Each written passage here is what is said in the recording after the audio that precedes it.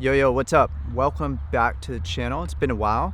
Decided to take some time off, a little hiatus from the tube of you, but I'm back, and I'm back with a very important video. This is, what is the Prehab Dojo?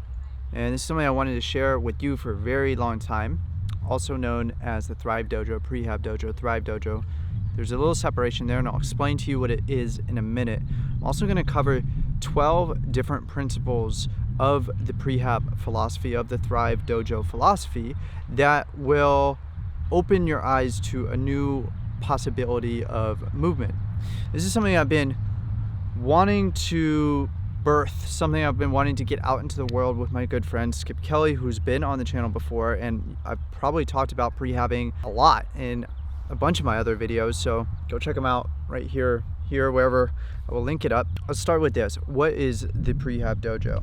Okay, I got some notes here because there's a lot to go over, so just stick with me through the end of this video, because I'm going to teach you some things that really are altering the way that I look at movement, I look at exercise. The overarching brand is called the Thrive Dojo, and underneath that there's a pillar called prehabbing.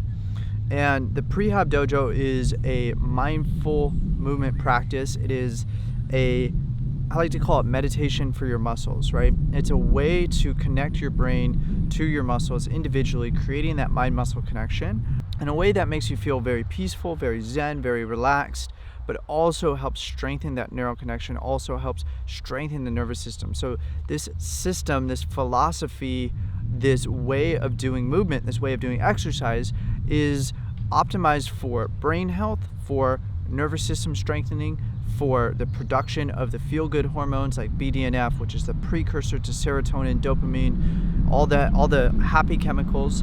It is optimized for limiting inflammation so that you're not causing more damage than you are doing good when you're exercising. It's helping you build more resilience and feel amazing all the time.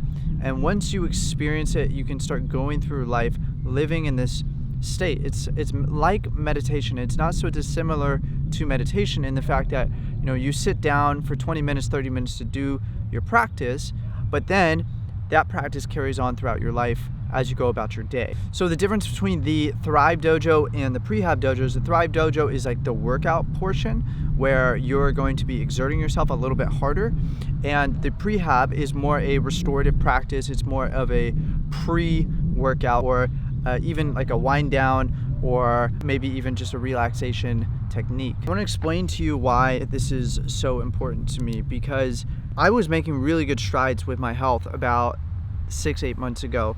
Really good. I was in the best shape that I've been in a long time. I was free from pain. I had really made a lot of progress with, you know, gut health, and I cleared a mold infection, and I did a lot of stuff right.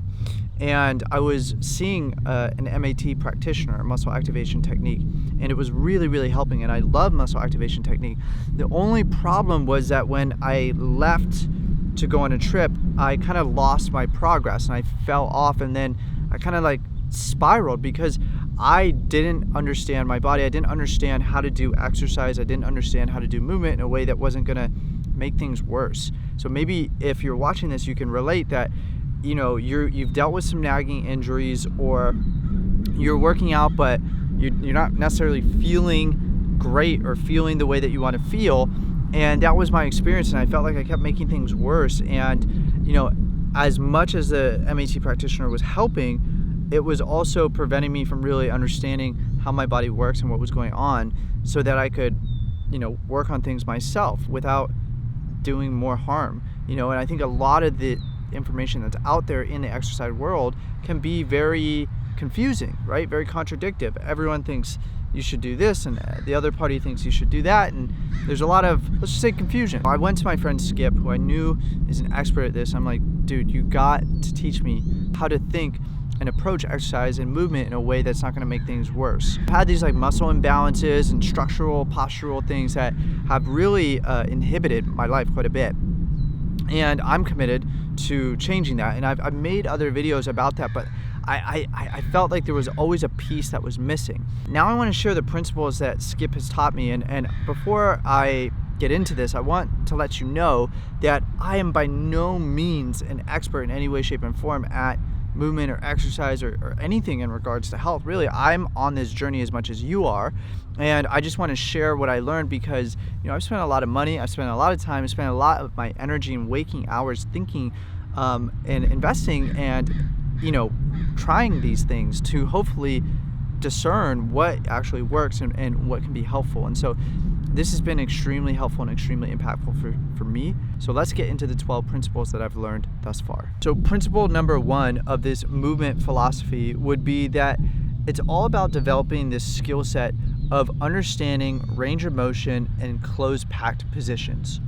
What does that mean? Those sound like big words. Range of motion is basically, you know, how far can you take a muscle, right, until it reaches the end of its range, right? So if I'm bending my elbow, that's the end of its range there. If I'm closing it, that's the end of the range there.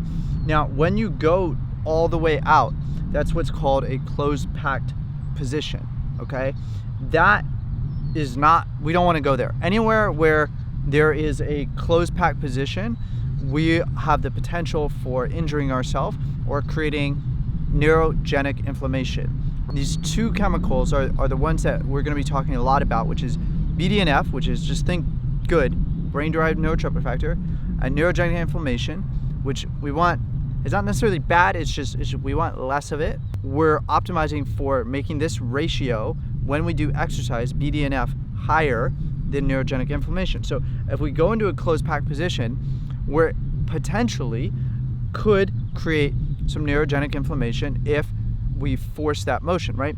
So when we're doing exercise, if we can do it within our range of motion, right, and maybe just to the right there, right, like not all the way to the end, but within a 70% buffer, then we're going to be exercising within a safe parameter, right? We're not going to do more damage, most likely. The chances of us doing more damage are much lower. So when we do anything movement exercise related, we want to find a way to fatigue the muscle within the end range without going into a closed packed position. Number 2 is going to be gravity, like working with gravity. Are we working with gravity or are we working against gravity? Is gravity pushing us into a closed packed position or is it not? So for example, if you squat, right? If you squat, you are going against gravity. Gravity is pushing you into a closed packed position. My knees are going into a closed packed position, my ankles, my hips. So we always want to be mindful of what is gravity doing within any given position. Principle number 3 is going to be using internal weight. Can you make any exercise feel like you're doing 100 pounds or 200 pounds or 300 pounds?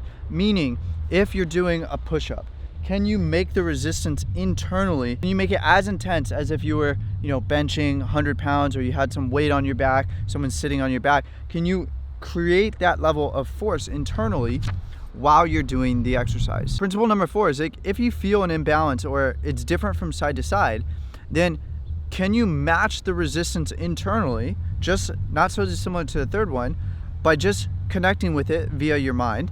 And so if, you know, I'm doing push-ups and I feel like, okay, my right pec is working way harder than my left pec, can I match that intensity or that sensitivity with my mind? And if I can't, then I'll do a little bit of an isometric, like a little bit of prehabbing, or I'll touch that area to create some more sensitivity so that I can match that area.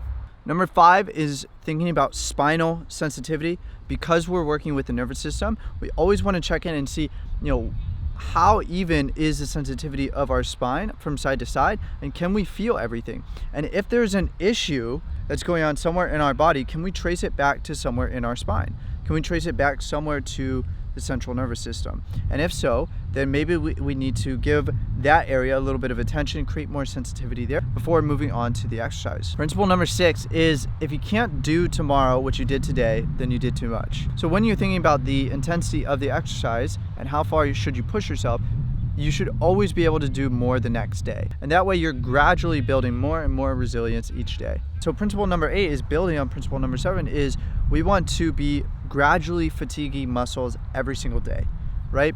If we fatigue muscles every day, we are continuing to increase that resilience. By creating that fatigue, but not so much that it wipes us out, we're able to continue to grow each day, getting better, feeling better, one after another. Number 9 is a little bit different, and it may seem a little out there to you, but I will link up another video from Skip that he did with one of his mentors, who is a, I would call him a exercise specialist, and he specializes in the brain and nervous system. And the 9th principle is listening to good music and smiling while you work out. Good music meaning music that makes you feel like a better person. I'm talking about joyful, happy, better music. Because what we're doing is we're essentially creating neural connections to that music, right? And you know, the sound frequencies, the vibrations, not woo-woo stuff, like literal frequencies that are coming through the music. You know, when you play relaxing music, you feel relaxed. When you play party music, you want to party, right? Why? Because there's a vibe, there's a feeling that we create, that we associate with that. When we do this type of movement and we use this happy, feel-good music, we are literally creating that neural association. And so it's really important that we smile and that we listen to this type of music to create that neurological connection. Principle number 10 is going to be, as we make these connections and we're able to communicate with our muscles and build this relationship with our body, we're able to create more stability, right? We're not loosening anything, but we will feel more fluid and we will feel more stable. And more stable is equivalent, it's equal to having more BDNF, more of that brain-derived neurotropic factor, that feel-good hormone that we want. Number 11 is pretty basic, and it's just talking about programming. So for me right now, it's 3 to 5 sets once or twice a day, and that's it.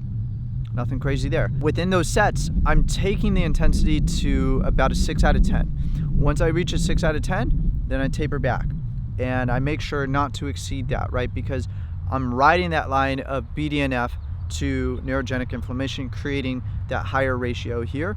And so if I stay at about a 6, then that should ensure that I don't do more damage and I create positive adaptation. And the 12th and final principle that I've learned so far is all about just connecting to joy, connecting to lightness and fun and the beauty of life while doing your exercise. If you're not having fun while doing your exercise, then something's got to change, right? Those are the 12 principles of the Prehab Dojo that I've learned so far from my good friend Skip Kelly.